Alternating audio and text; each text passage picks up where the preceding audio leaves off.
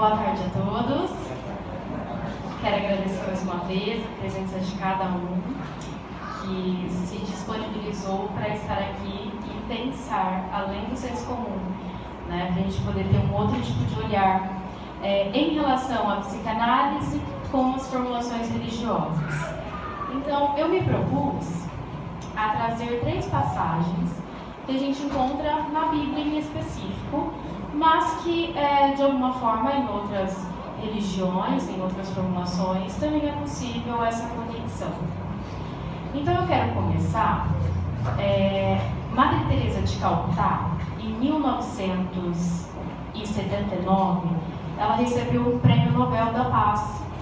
E quando ela foi receber esse prêmio... Dá para me ouvir? Ficou melhor? Minha voz não é muito alta.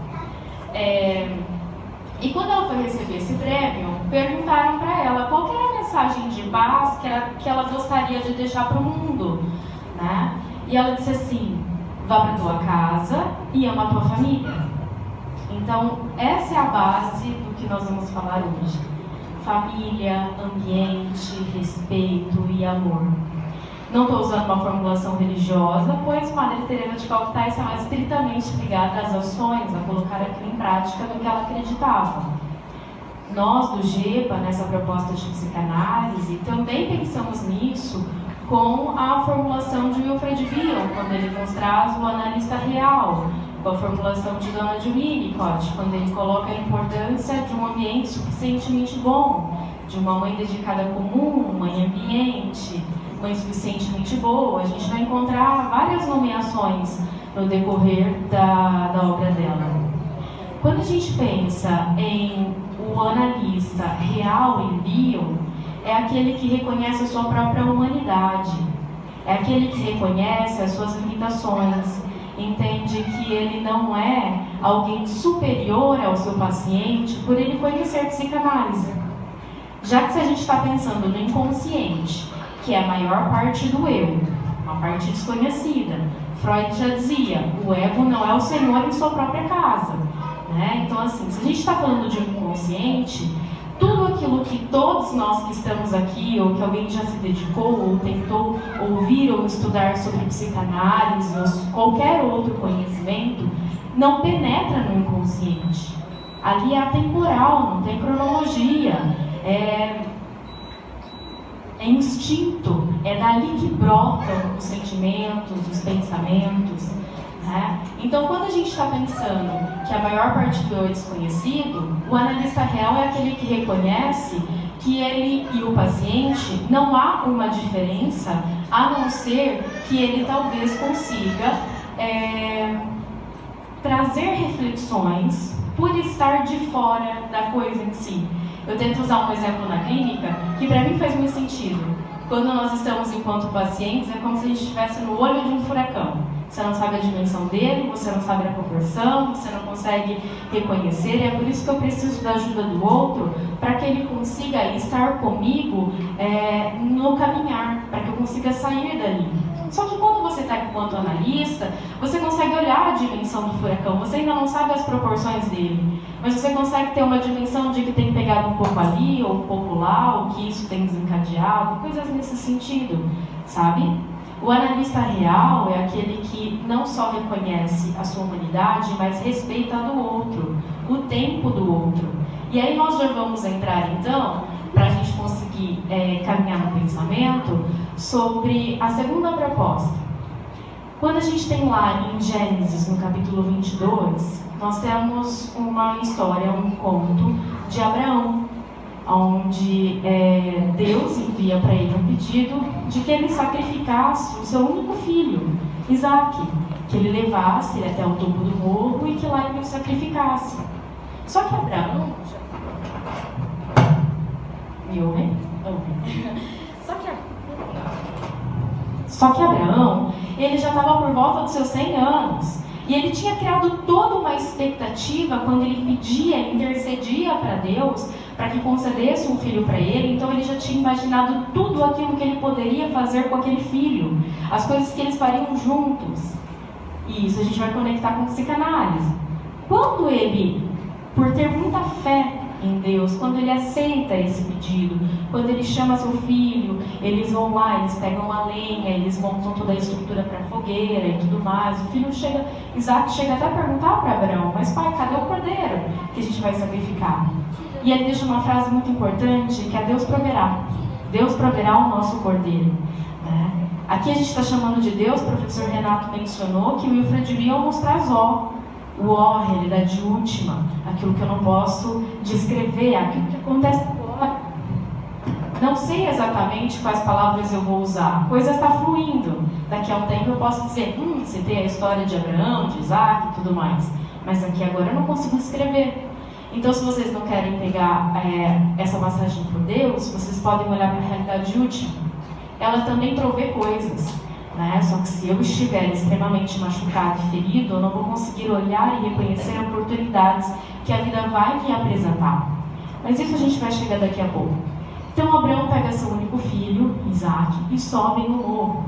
Se a gente olha de uma forma pela psicanálise, a gente pode pensar que a cada passo que Abraão está dando, ele precisa ter que ir se despedindo, se desfazendo de tudo aquilo que ele queria fazer com o filho. Dos passeios, de ver o filho crescer, de ver o filho fazer isso, se casar, ter filhos, de ver todo o desenrolar da vida dele. Ele precisa abrir mão disso. Quando ele chega no topo do morro, e ele prepara, ele chega a amarrar Isaac na fogueira, ele faz toda a preparação. Quando ele pega o punhal ou a faca, né, um anjo avisa ele que não é preciso, que ele já havia demonstrado a sua fé a Deus, a sua temência, e logo tinha um cordeiro amarrado a uma árvore para que ele pudesse sacrificar. Se a gente olha isso com a psicanálise, existem muitos pais, que é aquilo que o Bion vai chamar de um pensamento que antecede ao sujeito, que criam uma expectativa sobre o filho, sabe? Meu filho vai vir para unir um casamento que às vezes já está falido, vai vir para segurar alguém de uma relação, meu filho vai ser inteligente, meu filho vai ser aquilo ou isso. Normalmente as frustrações que a gente tem, né, que os pais têm a tendência a projetar isso na criança. Meu filho será isso, aquilo e tal, ou vai ser estritamente, vai ser um menino jogador de futebol, vai ser uma menina e vai ser bailarina ou qualquer outra coisa.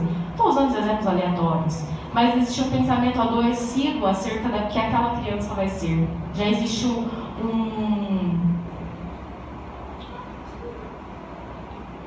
não seria um rótulo, já existe um estereótipo, sabe? Essa criança tem que ser isso, e ai dessa criança se não atender.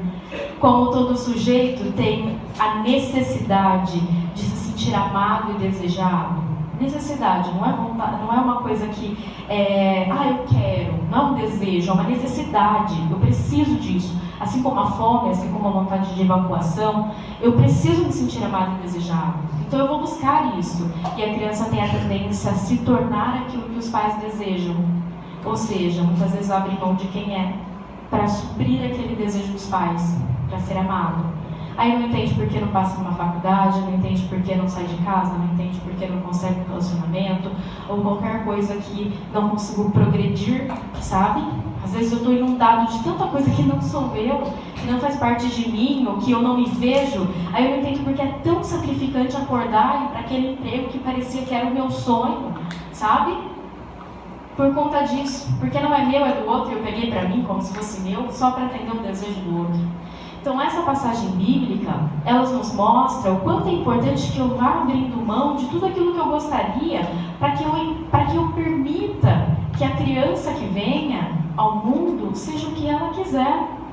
Tem até uma frasezinha que parece muito inocente: tá tudo bem o sexo, desde que venha com saúde. E se não tiver saúde? Se tiver uma má formação? Percebe? Então assim, estar aberto para aquilo que estiver ali, para aquilo que eu precisar ter que lidar, sabe? Nessa passagem, quando a gente vê Deus proverá, é acreditar no futuro, é o ato de fé, como o Bion vai falar. O único paciente que não pode ser analisado é o paciente que não tem esperança, é o paciente que não tem fé. Fé no quê? Em alguma religião específica? Não, fé na vida. Eu estou num momento muito difícil, mas esse momento vai passar. Eu posso sair daqui? Como? Já não sei. Por quanto tempo? Também não sei. Não dá para saber. Mas é possível sair.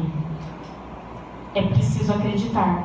O paciente que não consegue acreditar na psicanálise, que ele não consegue acreditar no tratamento, que ele não está aberto à coisa, não funciona, não pega. Não tem como você convencer um paciente de que aquele tratamento vai ser benéfico para ele. Ele precisa ter a fé, porque é um tratamento insuportável. Dói demais. Insuportável. A ponto de faltar o ar, sabe aquela dor, assim, aquela coisa de ter que olhar e reconhecer uma realidade que não depende de mim para acontecer. O tempo das coisas são totalmente diferentes do meu tempo. A gente normalmente quer tudo para ontem, né? Eu quero do meu jeito, quero que as pessoas agem como eu ajo, que elas pensem igual a mim, senão isso me choca, isso me frustra, isso me gera um desconforto e ninguém quer ter desconforto. É por isso que reconhecer a realidade é tão doloroso. É por isso que quando a minha realidade é extremamente dolorosa, eu fragmento o meu ego, eu crio ilusões para que eu possa sobreviver. A ilusão não vem como algo muito ruim, sabe? Mas ela vem para que eu possa dar conta da coisa. O paciente ele pode olhar para uma situação e acreditar na sua religião, em qualquer que seja a sua crença, e isso pode sim auxiliá-lo a dar conta da coisa em si. Tudo depende da medida. Aquilo que pode nutrir também pode adoecer-se com excesso. Quando o Winnicott fala do ambiente suficientemente bom, da mãe dedicada comum, não é uma pessoa perfeita. E ele também não está falando só da mãe em específico, não dá para ser mãe se o pai não estiver em conjunto.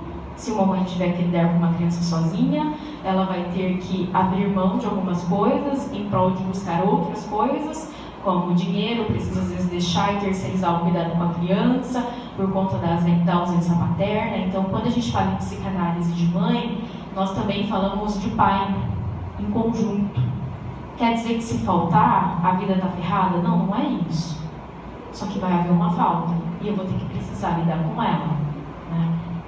Uma outra passagem que eu gostaria de trazer aqui está em João, no capítulo 8, no versículo 23, se não me engano. Como o professor Renato já mencionou no início, é amais ao próximo como a ti mesmo. Não dá para eu amar o outro se eu não estiver me amando. Não dá para eu respeitar o outro se eu não me respeito. Porque o meu relacionamento com o outro é um reflexo daquilo que eu faço comigo. Ah, mas como assim? Eu amo alguém e se alguém não me ama? Pois é, muito provavelmente não é amor. Pode ser uma paixão, pode ser uma obsessão, pode ser qualquer outra coisa. Menos amor. Porque quando eu me amo, quando eu estou nutrido, se eu estiver em um relacionamento que é doloroso, um relacionamento que às vezes pode ser violento, obstrutor, opressor de alguma maneira, se eu estiver nutrido, eu aprendo a ir embora. Eu me afasto por estar nutrido. Amar ao próximo não significa, se a gente vê as passagens de Jesus Cristo na Terra, ele não faz diferença. Mas ele também não sai batendo de porta em porta pedindo se alguém quer um milagre, não é? A pessoa vem até ele e faz o quê? Pede, clama por milagre. Não estamos nos comparando a Jesus, não é isso, pelo amor de Deus. Hein? A questão é o seguinte: quando o paciente chega até a gente, ele pede por ajuda. Eu não vou pegar um contato do paciente e ficar convencendo de que ele tem que vir, sabe? Não dá para fazer isso. Você vem aqui porque você reconhece uma dor. Também não dá para sustentar uma análise porque você quer se autoconhecer. Não dá para sustentar uma análise porque você faz psicologia ou psicanálise e precisa disso para a graduação. Isso não mantém uma análise. O que mantém é uma dor extremamente angustiante, dolorosa, que muitas vezes priva, interrompe a minha vida para que eu alcance algumas coisas. Aí sim, aí a gente pode entrar no tratamento. Aí a gente pode entender o que é que está acontecendo, que configuração interna foi se montando no decorrer do meu ambiente, porque nós vamos viver sempre uma triangulação. E aí a gente já entra de novo na questão religiosa. Lá você tem Pai, Filho e Espírito Santo, um triângulo, certo? Se a gente pensar na trindade em si. Se a gente olhar para o sujeito, também vamos viver uma triangulação. Se você pega um triângulo, por mais que você vire ele, você sempre terá duas bases que sustentam uma, não é? Pai, mãe, bebê. Isso é a base de tudo. Ah, mas eu tenho um problema no trabalho. Pois é, quando você vê, você retorna lá. Mas eu tenho um problema nos estudos. Quando você vê, você retorna lá. Mas o meu relacionamento amoroso não pode ser? Pois é, você vê e retorna lá. Por quê? Porque é o meu primeiro relacionamento com o outro. E eu vou repetir, eu vou reproduzir esse relacionamento com todas as outras pessoas. Se nós pegarmos lá, por exemplo, em Freud, narcisismo primário. Narcisismo primário, a mãe abre mão de si, em grande parte, em prol do bebê.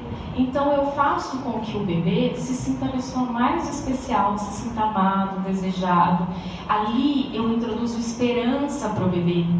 O Winnicott vai dizer assim, que quando uma mãe apresenta o seio ao bebê no processo de amamentação, isso também pode ser feito com uma mamadeira, porque a gente vai entender que não é só introjetar o seio na boca do bebê, mas é como é feito a coisa toda, que ali ela introduz a esperança, para que o bebê possa se desenvolver, para que ele possa sonhar, para que ele possa imaginar. É ali que tem.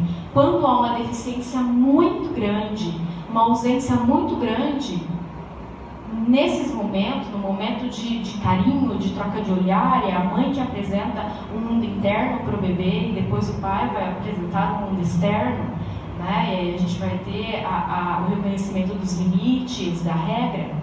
Mas quando a mãe está vivendo isso com o bebê, ele passa a se reconhecer, a entender que aquilo que ele sente pode ser saudade, pode ser inveja, pode ser raiva, pode ser angústia, né? Pode ser um amor, qualquer coisa que seja, é a mãe que nomeia isso ao bebê. Quando ele vive isso, então ele tem esperança de um outro. Se a gente pega na Melanie Klein, é uma boa relação com o ser bom. Na posição esquizoparanoide, quando eu estou fragmentando a realidade em duas, bom, mal. Nós temos uma sociedade hoje em dia que é psicótica, que é fragmentada, que está fixada na posição esquizoparanoide. O tempo todo eu defino o que é bom e o que é mal. O tempo todo. Né? Eu não consigo misturar e entender que, olha, essa coisa ruim que eu estou julgando também tem uma coisa boa. Quer ver um exemplo? Eu vou usar um exemplo agora que, enfim, eu uso bastante nos grupos de estudos. Tem um filminho de criança, de desenhos, que se chama Divertidamente. Eu não sei, alguém que já assistiu? Acredito que a maioria. Ótimo. Nesse filme Divertidamente, tem lá todas as emoções e mostra o controle como se fosse da mente dos sentimentos de uma criança. Tem uma parte, se vocês se lembrarem, que a alegria cai no limbo, tentando salvar aquelas bolinhas que eram a base para que a criança fosse feliz, para que ela visse o mundo com felicidade. E quando ela olha a bolinha, quando ela vira, ela percebe que antes do momento de muita felicidade, houve um momento extremamente triste e doloroso. Quando a gente está na posição esquizoparanoide, a gente tem uma dificuldade enorme de olhar para a coisa pelos dois lados. Ou eu vou dizer que aquele momento foi muito, muito ruim, ou aquele momento foi muito, muito bom. Só que vamos pensar. Vamos pensar em um sujeito que perdeu um ente querido, está doendo. É um momento extremamente doloroso, difícil de olhar, de reconhecer. Mas nesse momento você vai receber um abraço, você vai receber pessoas que estão ali te dando um conforto, às vezes vão te oferecer um copo d'água, vão te oferecer qualquer coisa, que são pequenos fragmentos de felicidade, mas que talvez eu não consiga olhar, porque nesse momento eu estou dizendo que esse momento é extremamente ruim. Percebe? Isso é o que ele estava dizendo assim, Deus proverá. Está muito difícil, mas eu preciso acreditar, eu preciso conseguir olhar para a coisa boa do que aquilo está me dizendo. Né? Então a gente tem um momento extremamente feliz, você está conquistando coisas, você está eufórico com a coisa, então eu vou dizer que aquele momento é muito bom. Só que vão ter ataques nesse momento, porque as pessoas sentem inveja, você sente inveja. Né? Nós sentimos inveja e nos atacamos. O sujeito vai te atacar e vai te criticar. Vai dizer, não gostei do que você está fazendo. Né? E são pequenos momentos de desconfortos. Então nada é fixado, bom ou mal. Tudo tem suas nuances. Quando o Bion traz assim pra gente, no analista real, que é aquele que tira toda a tua memória. Eu não me lembro nada de uma sessão passada. Cada vez que eu encontro o paciente é como se eu estivesse vendo um novo paciente. Porque Bion acredita que a gente muda constantemente. Então eu já não sou mais o mesmo que hoje de manhã. Já sou outra Jéssica, já mudei porque já vivi outras experiências. Quando eu permito isso, quando o meu paciente vai me contar uma história, por exemplo, você se lembra que eu te disse na semana passada, daquele evento de fulano de tal? Como é que foi isso mesmo? Você pode me contar de novo? Quando eu digo que eu lembro, pronto, passou batido. Agora, quando eu peço para que ele me diga novamente, alguém aqui já viu um filme 2 vezes? Ou leu um livro mais de uma vez? Aí você olha e fala, nossa, isso daqui eu não tinha visto? Que coisa interessante. É como se fosse isso, né? Então agora, conforme eu vou tocando de novo na história, eu vou olhando para outras nuances. Aquele momento de extrema tristeza, eu posso notar e perceber um momento de extrema felicidade ali. Eu posso conseguir reconhecer uma realidade mais ampla, né? Eu posso ver outras coisas que antes eu não conseguia ver. É por isso a questão do sem memória, do sem desejo. Eu respeito o tempo do paciente, eu não desejo que ele melhore. Lembra lá quando Abraão estava levando Isaac para o sacrifício, ele tinha que abrir mão de tudo aquilo que ele sonhava? Nós, enquanto pacientes também, né? Mas enquanto psicoterapeutas, precisamos abrir mão dos nossos desejos, porque é isso que é narcisismo primário também, né? Ali que o paciente deveria ter vivido com a mãe, abrir mão de tudo aquilo que eu quero que o paciente faça. De que ele melhore, ele tem todo o direito de não melhorar, ele tem todo o direito de viver a neurose dele, o sintoma dele, se ele quiser. Eu não tenho esse direito de ir lá e tentar quebrar, até porque eu não vou conseguir, né? Então, respeitar o tempo do paciente é muito importante. Por isso que eu tiro o meu desejo, né? E tirar toda a ânsia de tentar entender o paciente. Sabe aquela coisa, se colocar no lugar do outro? Não dá. Você nunca vai estar ali, você nunca vai saber o quanto isso doeu, você nunca vai saber quantas noites essa pessoa chorou, por que ela chorou, quanto, não dá para saber. Não tem como você pedir um raio-x, não vai sair lá. Não tem como, você não tem um objeto que você consegue quantificar a dor que o paciente sentiu com a sua dor de outro paciente. É por isso que eu preciso respeitar o tempo dele. Respeitando o tempo dele, eu tenho que intrinsecamente estar respeitando o meu próprio tempo. Lembra, amar ao próximo como a ti mesmo. Eu me amo, assim eu te amo. Eu me respeito, assim eu também te respeito. Isso eu coloco num ambiente suficientemente bom. Isso eu confio no ato de fé. Eu confio na realidade última. De que, olha, está muito difícil, vai passar. Preciso ter esse tipo de fé, de acreditar. Bom, essa foi a proposta. O meu tempo também já está se excedendo. De trazer alguns pensamentos acerca de como eu me relaciono, a importância do ambiente familiar, a importância do setting terapêutico, que acolhe, que ama, que respeita. Preciso amar o meu paciente, preciso sentir saudade de estar com ele, preciso estar feliz com a chegada dele, não dizer assim, nossa, passou 5 minutos só, tem uma sessão inteira pela frente. Com esse tipo de paciente eu não posso ficar. Preciso estar ali amando ele, com saudade, querendo ver ele, porque só o amor transforma. Immanuel Kant já dizia, verdade sem amor, crueldade. Temos muitas pessoas cruéis querendo apontar e dizer a verdade na cara do outro. Preciso respeitar e ver se essa realidade está nesse momento com o paciente. Ou eu vou ali com ele, curando de outras feridas até que ele consiga olhar para essa coisa maior. Fica aqui a minha reflexão. Muito obrigada.